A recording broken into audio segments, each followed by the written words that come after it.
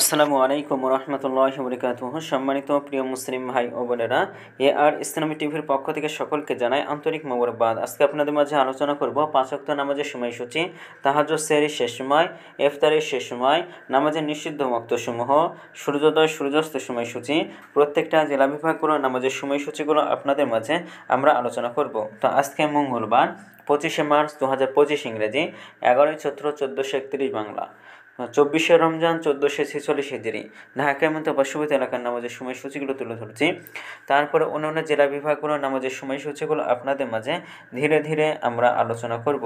আজকে ঢাকা এবং তার পার্শ্ববর্তী এলাকার তাহাজ্জুদ এবং সেহরির শেষ সময় হলো 4টা 42 মিনিটে, ইফতারের সময় সন্ধ্যা 6টা 11 মিনিটে।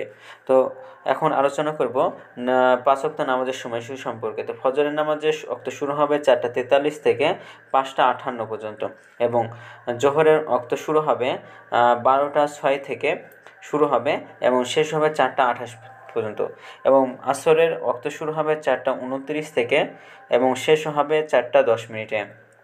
মাগরিবের নামাজের ওয়াক্ত শুরু হবে 6টা 12 মিনিটে, মাগরিবের নামাজের ওয়াক্ত শেষ হবে 7টা 26 মিনিটে।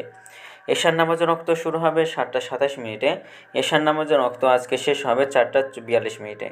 নামাজের নিষিদ্ধ ওয়াক্ত হলো 3টা সময়, সকালে 6টা 59 থেকে 5টা 59 থেকে 6টা 14 পর্যন্ত, দুপুরে 12টায় শুরু হবে এবং 12টা থেকে 12টা 5 পর্যন্ত, এর মাঝখানে কোনো প্রকার নামাজ পড়তে পারবেন না, এবং সন্ধ্যায় 5টা 56 থেকে 6টা 11 পর্যন্ত। তো এর মাঝখানে আপনার কোনো প্রকার নামাজ আদায় করতে পারবেন না। তো আজকে সূর্যাস্ত যাবে 6টা 12 মিনিটে, আর আজকে সূর্যোদয় হবে 5টা 58 মিনিটে।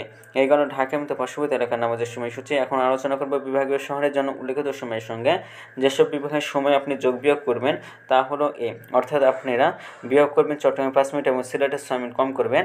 ঢাকার মতো পার্শ্ববর্তী এলাকায় যে নামাজের সময়সূচিটা রয়েছে সেখানে চট্টগ্রামে 5 মিনিট এবং সিলেটে 6 মিনিট কম করবেন। যোগ করবেন খুলনাতে 3 মিনিট, রাজশাহীতে 7 মিনিট, রংপুরে 8 মিনিট, বরিশালে 1 মিনিট বেশি করবেন।